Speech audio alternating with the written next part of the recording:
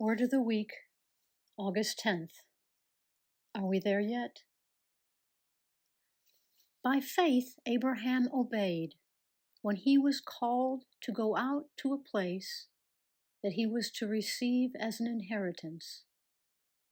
He went out, not knowing where he was to go, for he was looking forward to the city with foundations, whose architect and maker is God. Hebrews 11, verses 8 through 10.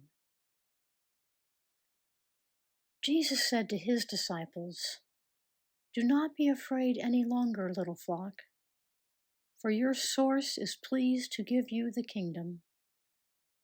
Sell your belongings and give alms. Provide money bags for yourselves that do not wear out, an inexhaustible treasure in heaven that no thief can reach nor moth destroy.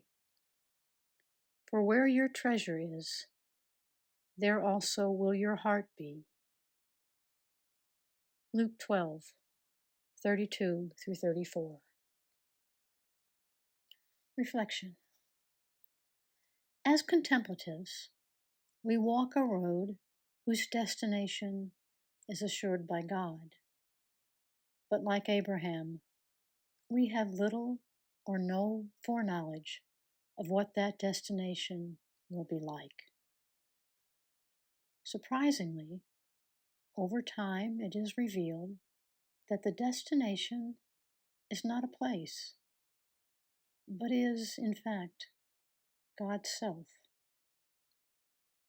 In Genesis 12, the call to the trail is simply to go forth from your country, your relatives, and from your father's house to a land that I will show you, away from the known context of tribe, culture, and environment.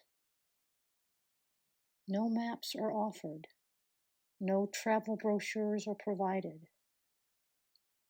Abraham courageously moves in trusting harmony with God's promise, letting go of old certainties and responding attentively and intentionally to the mysterious call of the here and now moment, which is God's only home.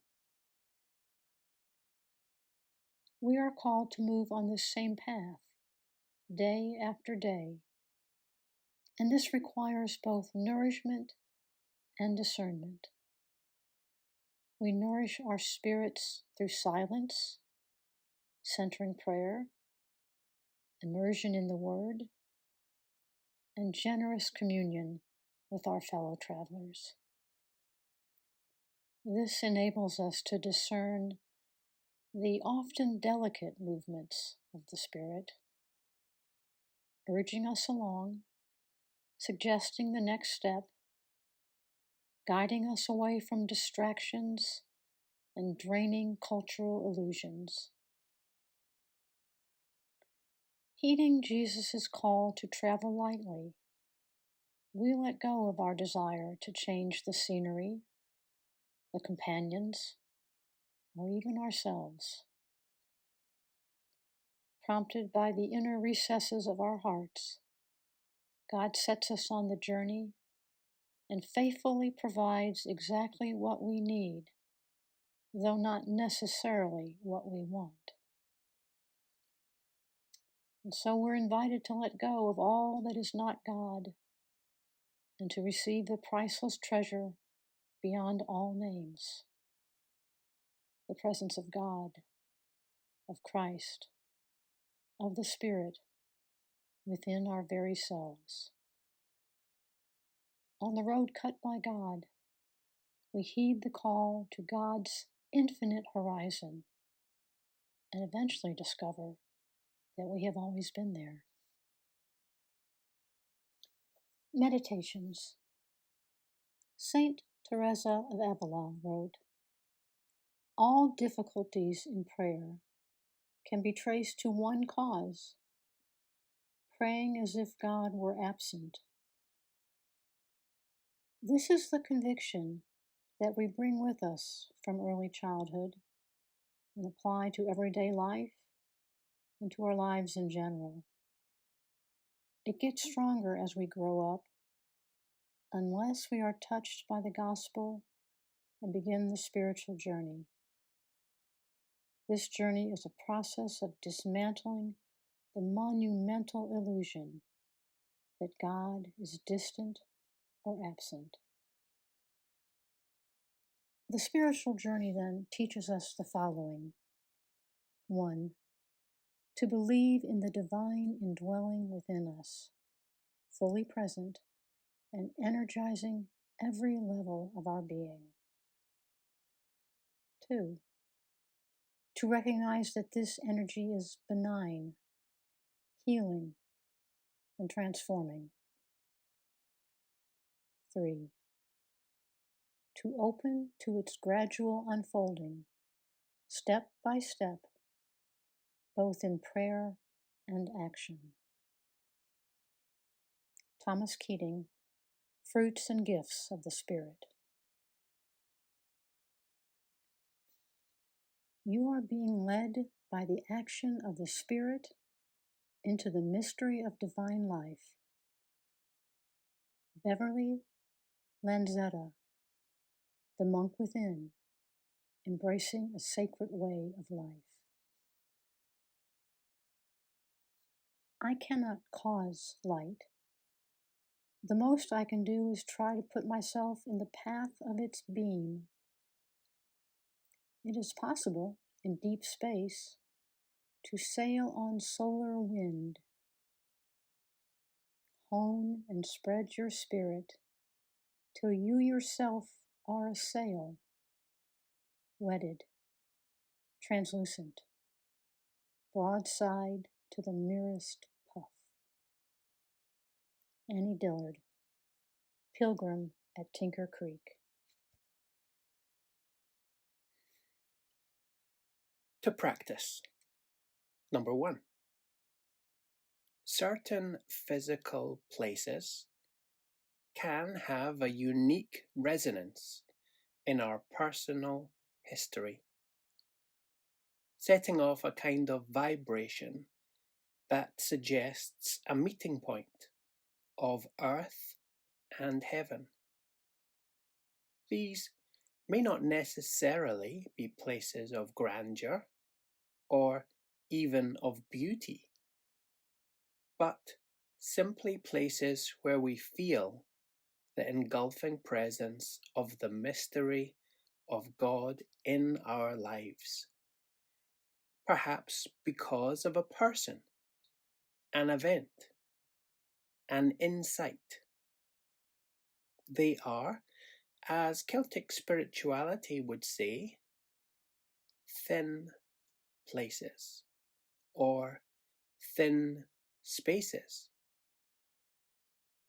After centering prayer, sit quietly with your own history. Use pen and paper or artistic media if this helps, and seek out one or more of those places because they live within you. You may not be able to make a physical visit to any of them, but an internal pilgrimage would be a form of grateful prayer. Practice 2.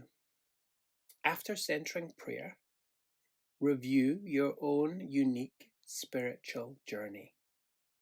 What keeps you on the road? What holds you back or bogs you down? Prayerfully consider what needs reinforcement. What would be better let go of? And then ask the help of the Spirit, recognizing that this ultimately isn't your work, but God's. Practice 3. Watch this brief video Entering into Contemplative Reality. You'll find it linked in the description of this video. It's about 80 seconds long, featuring Thomas Keating. The Contemplative Outreach YouTube channel offers hundreds of short and longer videos to support your contemplative spiritual journey. Practice 4. The Spiritual Journey series with Thomas Keating is considered foundational curriculum for those on the contemplative journey. You can find the whole program updated in the link in today's email, which includes narratives, videos, transcripts, and more.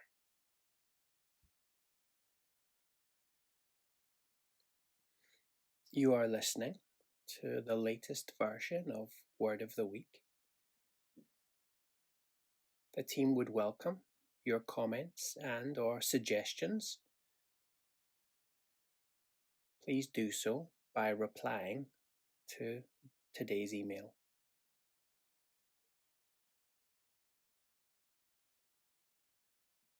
Remember that you can post reflections in the community forum, which you'll find linked in today's email. And you're also invited to post prayer requests there. Remember that by clicking the subscribe link, you'll receive email notifications when someone posts a comment or a prayer request. In case you missed it, the latest issue of Contemplative Outreach News is available online and it's linked in today's email. It includes articles about Thomas's last conversations with a dear friend, his early interest in Zen, as well as several articles from the incarcerated or formerly incarcerated persons and those serving in prison outreach. Remember that there are 2 Word of the Week prayer chapels held on Tuesday, 8 to 9 a.m. Central Time, and on Wednesday, 5 to 6 p.m. Central Time. The links to participate in those prayer chapels is available in today's email, and you'll also find there links to the meditation chapel, where you'll find access to regular meditation chapel spaces from a variety of traditions happening every day of the week.